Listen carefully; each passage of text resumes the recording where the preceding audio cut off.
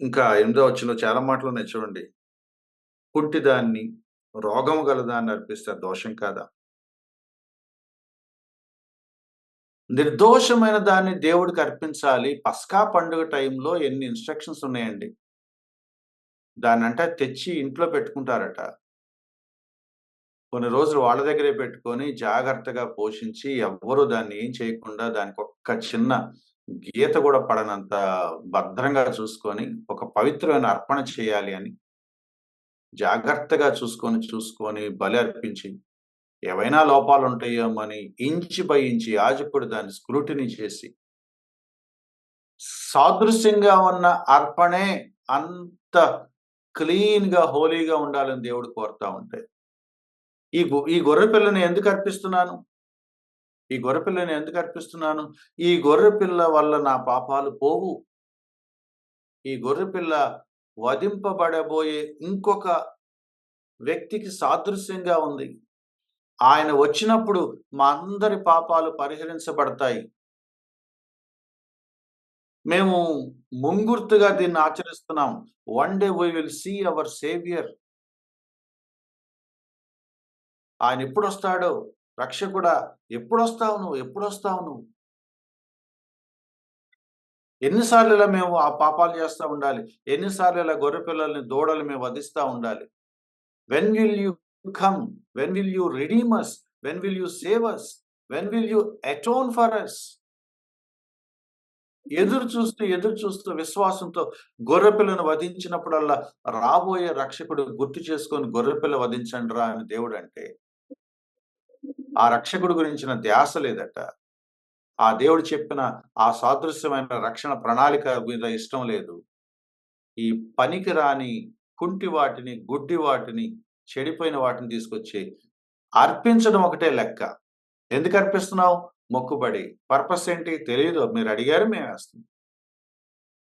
సరే ప్రజలు అవకాశవాదులు వాళ్ళొచ్చి బలర్పిస్తారు. వాళ్ళేదో కోరుకుంటారు. వాళ్ళకి తెలీదు. యాజకులారా మీకేమైంది? మీకేమైంది? బాబు ఇలాంటి బలి మీరివ్వద్దు. చేయకూడదు. నేనైతే దాన్ని తీసుకెళ్ళి బలిపీఠం మీద పెట్టను. నేను యాజకుడిని. దేవుడి దగ్గర నుంచి ఆ శాపం నాకొస్తది. నన్ను దేవుడు ఒక బాధ్యతాయుతమైన యాజకుడిగా పెట్టాడు. I don't sacrifice this animal unless it is pure and holy అని ఒక మాట యాజకుడు అనలేకపోయాడట. ఎంత దారుణంగా యాజకులున్నారంటే, యాజకులే దగ్గరుండి చనిపోయిన వాటిని, కుళ్ళిపోయిన వాటిని, గుడ్డి వాటిని, కుంటి వాటిని తీసుకెళ్ళి బలర్పిస్తున్నారట. దేవుడు ఎంత బాధగా అంటున్నాడు చూడండి ఈ మాట.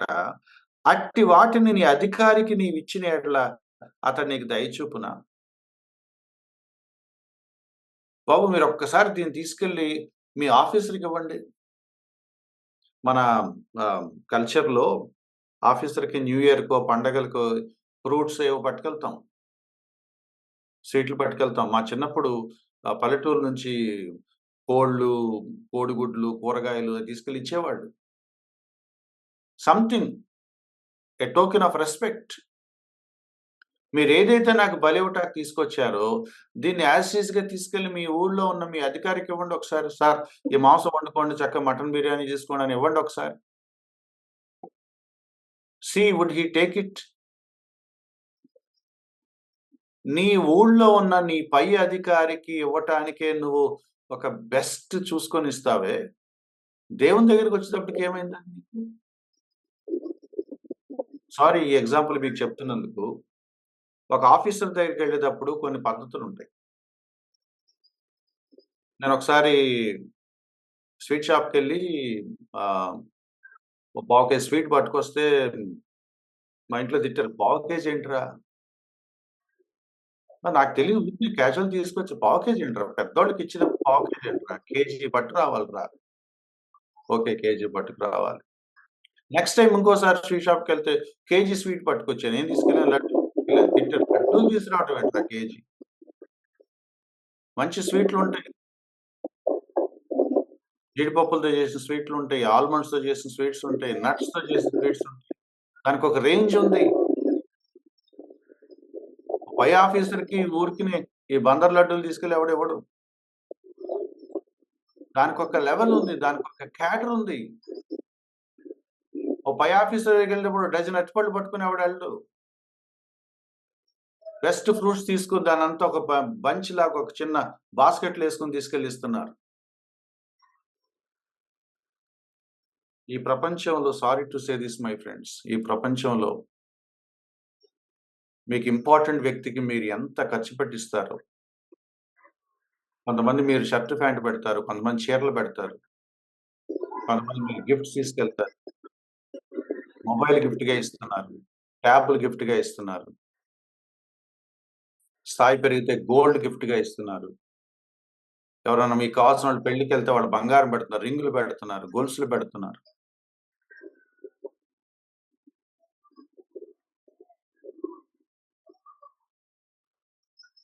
And when you come to God, రూ. 5, రూ. 10 is that how you worship God? మీరు ఆలోచించండి. మేము హోటల్‌కెళ్తే, రెస్టారెంట్‌కెళ్తే మినిమమ్ 5,000 బిల్ అవుద్ది బ్రదర్. మాకు కామన్ ఇది అంటాడు. ఎప్పుడన్నా దేవుడి పనికి 5,000 ఇస్తావా?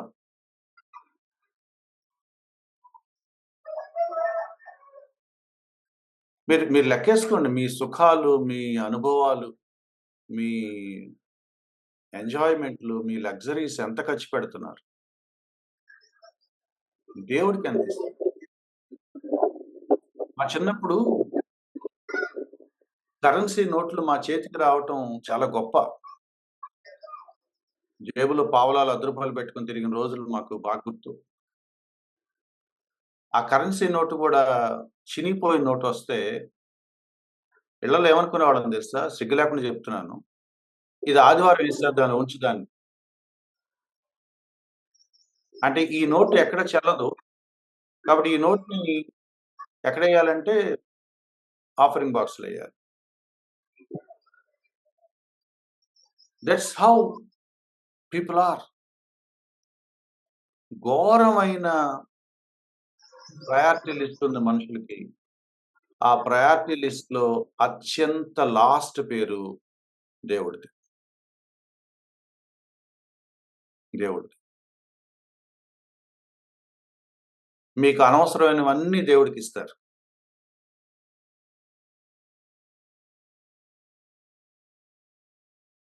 మీరొక బైక్ కొంటారు. ఆ బైక్ వాడేస్తారు. మీరు కొత్త బైక్ కొనుక్కొని ఆ బైక్‌ని డిస్పోజ్ చేసేటప్పుడు మీకో పూర్ పాస్టర్ గుర్తొస్తాడు. బ్రదర్ నేను కొత్త బండి కొనుక్కున్నాను. Maybe if you don't mind you can use this. అది నీ దృష్టిలో పెద్ద త్యాగం. ఆయనకి నేనే ఆ బండి నాదేనండి. ఆయనకిచ్చాను వాడుకోమని. That's how you worship God.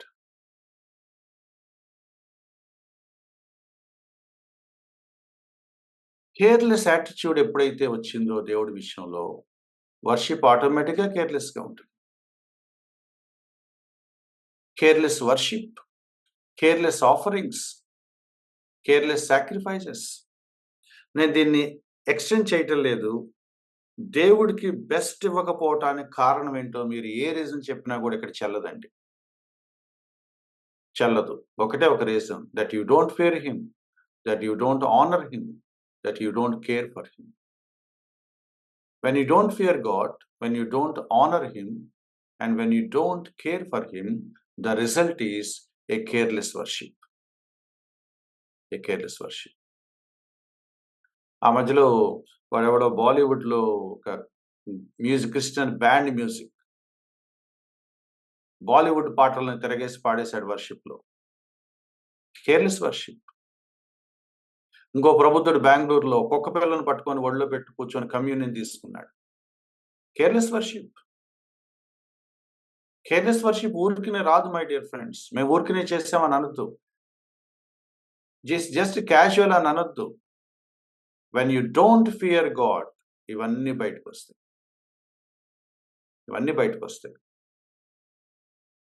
నేను కొంచెం ఇంకొక అడుగు లోపలికెళ్తే నన్ను బాగా లాస్ట్ టైమ్ చెప్పాను కదా! ఈ బుక్ నన్ను ఎందుకు బాగా డిస్టర్బ్ చేసిందంటే ఇక్కడ చెప్తున్నాడు 10వ వచనంలో. మీలో ఒకడు నా బలిపీఠం మీద నిరర్ధకముగా అగ్ని రాజబెట్టకుండునట్లు, నా మందిరపు వాకిండ్లను మోయువాడొకడు మీలో ఉండిన యెడల మేలు. దేవుడు ఇట్లాంటి మాట మాట్లాడతాడని ఎప్పుడైనా ఎక్స్‌పెక్ట్ చేస్తామా? కీర్తనల గ్రంథంలో ఎవరెవరినో ఇన్వైట్ చేసి, నక్షత్రాల్లారా, బలవంతులారా, శూరులారా, ప్రజలారా, రాజులారా, యాజకులారా, దేశ దేశాల్లో ఉన్న ప్రజలారా రండి యెహోవాను స్తుతించండి అని ఒక వర్షిప్‌కి ఒక యూనివర్సల్ కాల్ ఇచ్చిన ఈ జనాంగం మలాకి దగ్గరికొచ్చేటప్పుడు ఏ స్థాయికొచ్చారంటే, దేవుడు అంటున్నాడు, "బాబు మీరు రావద్దురా బాబు" అంటున్నాడు. "మీరు రావద్దంటున్నాడు. డోరేసేస్తాను మీరు రావద్దంటున్నాడు." Careless worship and no worship. ఇంకొంచెం నేను తెగించి ఈ మాట చెప్తున్నాను. కేర్‌లెస్‌గా దేవుడిని ఆరాధించటం కంటే, మీరసలు ఆరాధనకు రాకపోవటం బెటర్ అంటున్నాడు. There is no difference between an atheist and a careless worshipper. ఒక నాస్తికుడికి, నిర్లక్ష్యంగా ఆరాధన చేసే విశ్వాసికి తేడా ఏమి లేదు. వాడికేమి తెలీదు, వాడు నమ్మడు, వాడికి విశ్వాసం లేదు, కాబట్టి వాడు అలాగే ఉంటాడు.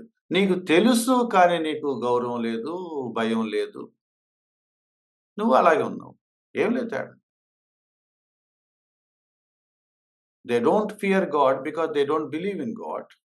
You say that you believe in God and yet you don't fear God. ఏం డిఫరెన్స్? దేవుడు అంటున్నాడు, ఎవడైనా తలుపులు మూసేస్తే బావుండు మలాకి.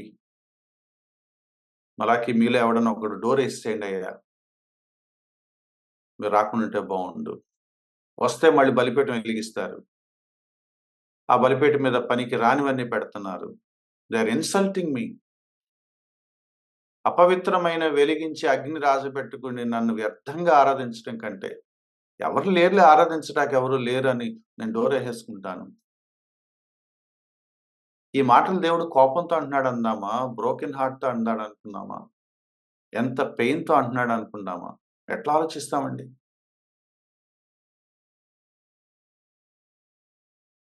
నాకు భయమేసే సందర్భం ఏంటంటే, సురేష్ నువ్వు రావద్దు సురేష్. నువ్వొచ్చి ఆరాధన చేయటం కంటే నువ్వు రాకుండా ఉండటం బెటర్. ప్లీజ్ డోంట్ కమ్ అనంటే ఏంటి నా జీవితం? ఏంటి నా జీవితం?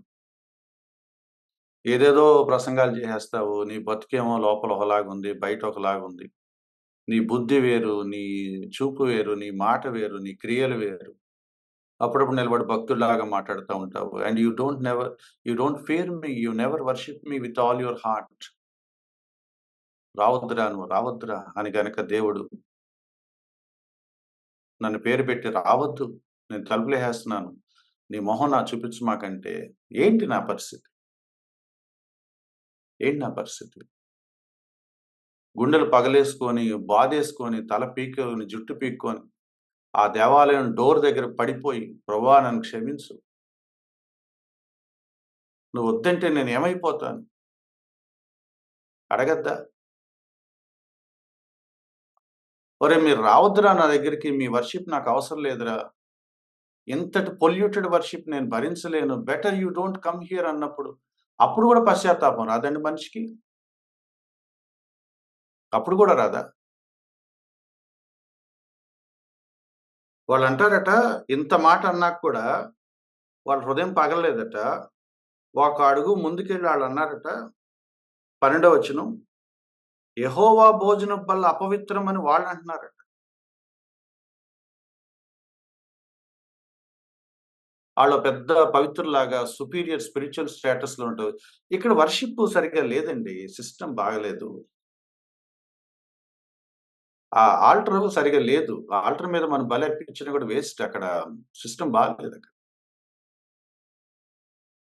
ఆ బలిపీఠం సరిగ్గా లేదు కాబట్టి మనం బలి అర్పించినా వేస్టే. ఇంకో మాట అన్నారట, దాని మీద ఉంచిన భోజనం నీచం. తెచ్చిందెవరు పనికిమాలిన భోజనం? కుంటి వాటిని, గుడ్డి వాటిని, చెడిపోయిన వాటిని కుళ్ళిపోయిన వాటిని తెచ్చిందెవరండి? దాన్ని తీసుకొచ్చి బలిపీఠం మీద పెట్టి మళ్ళీ ఆళ్ళేమంటున్నారంటే, "ఇలా ఉందేంటి బలిపీఠం" అంటున్నారంట. చాలా సార్లు మనం ఏమంటామో తెలుసా? చర్చెస్ పాడైపోయినియండి. ఏ సంఘం సరిగ్గా లేదు. ఇవాళ ఎవరు అంటున్నాం. ఎవరు? మనమేగా. చర్చెస్ కండిషన్ బాలేదు అంటే మనుషులే కదండీ! మనమే కదండీ! అంటే నేనొక్కడినే బాగున్నాను. చర్చ్ మొత్తం బాగాలేదనా ఉద్దేశ్యం? Are you so superior then all the church? ఒక్కడు సరిగ్గా సేవ చేయట్లేదండి అంటాం. అంటే అర్థం ఏంటో తెలుసా? నేనొక్కడిని తప్ప ఇంకెవడు చేయట్లేదనా? Is that what you mean? ఇశ్రాయేలు ప్రజలే, ఇశ్రాయేలు యాజకులే కుంటి వాటిని, గుడ్డి వాటిని, చెడ్డ వాటిని తీసుకొచ్చి బలర్పించి, మళ్ళీ చాలా సుపీరియర్ స్పిరిచ్యువల్ పీపుల్ లాగా నిలబడి బలిపీఠం కండిషన్ బాలేదండి. ఇది చాలా అపవిత్రం అయిపోయింది. చాలా నీచంగా ఉంది. ఇంకో మాట కూడా అన్నారంట. ప్రయాస అట. ఆ మాట చూడండి. ప్రయాస. ఏంటి ప్రయాస? దేవుడు పెట్టిన ఒక క్రమాన్ని పాటించడం నీకు ప్రయాస. 13 వచనం. అయ్యో! ఎంత ప్రయాస. Worshipping God for them has become a burden. చాలా పెద్ద ప్రాసెస్ అండి. ఇదంతా అనవసరం అండి. ఎందుకు పెట్టారో ఏంటో. అంత అవసరం లేదండి. ఒకాయన అంటున్నాడు, చర్చ్ అంటే చక్కగా ఒక 30, 40 మినిట్స్‌లో అయిపోవాలండి. ఏంటి 3, 4 గంటలు ఏంటి? అంటే ఏంటి? నీకు నచ్చినట్టు పెడతారా? వచ్చాండి ప్రశాంతంగా కూర్చొని ఒక అరగంటలో ఎళ్ళిపోవాలట. అదంటే చర్చి.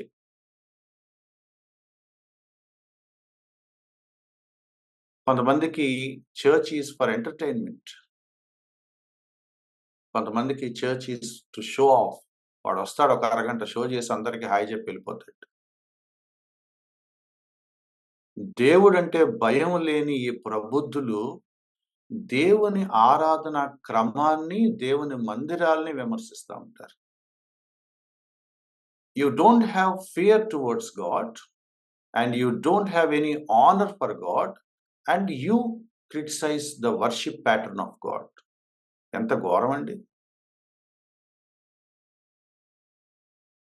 మలాకీకి దేవుడు చెప్తున్నాడు, మలాకీ వీళ్ళెలా తయారయ్యారో చూస్తున్నావా? పనికిరానివన్నీ తీసుకొచ్చి బలిపీఠం మీద పెట్టేది వీళ్ళే. మళ్ళీ అసహ్యించుకుంటారంట. ఏంటండి ఇదంతా ఇలా ఉంది అని. ఎవరు అసహ్యించుకోవాలి? దేవుడు కదా! మిమ్మల్ని మీరు అసహ్యించుకోవాల్సింది పోయి, మీరు దేవుడి క్రమాన్ని అసహ్యించుకోవటం ఏంటి? మీరు తెచ్చిన అర్పణను చూసి మీరు అసహ్యించుకోవాలి కానీ, మీరు దేవుని బలిపీఠం మీద మీరు ఒక విరక్తి కలగటం ఏంటి? మై డియర్ ఫ్రెండ్స్, ఒక మాట గుర్తుపెట్టుకోండి. దేవుడి పట్ల భయం ఎప్పుడైతే పోతదో, దేవుడికి సంబంధించిన ప్రతిదీ నీకు అసహ్యంగానే అనిపిస్తుంది. You don't acknowledge anything of God. నీకు ప్రతిదీ తప్పే కనపడుతుంది. ప్రతి వర్డ్ తప్పే. ప్రతి సిస్టము తప్పే. అన్నీ తప్పే. అన్నీ తప్పే.